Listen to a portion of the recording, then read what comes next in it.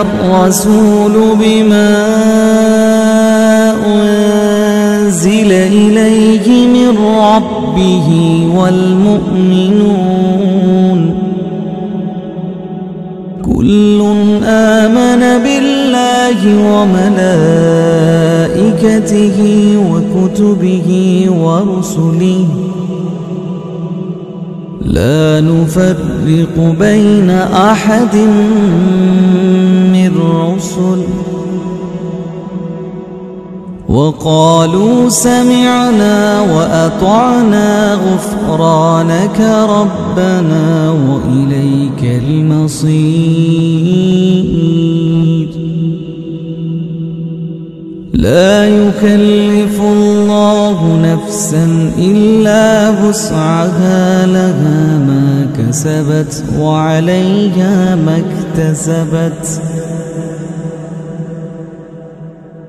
ربنا لا تؤاخذنا إن نسينا أو أخطأنا ربنا ولا تحمل علينا إصرا كما حملته على الذين من قبلنا ربنا ولا تحملنا ما لا طاقة لنا به واعف عنا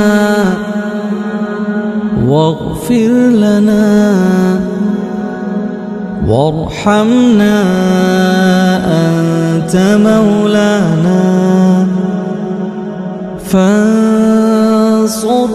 على القوم الكافرين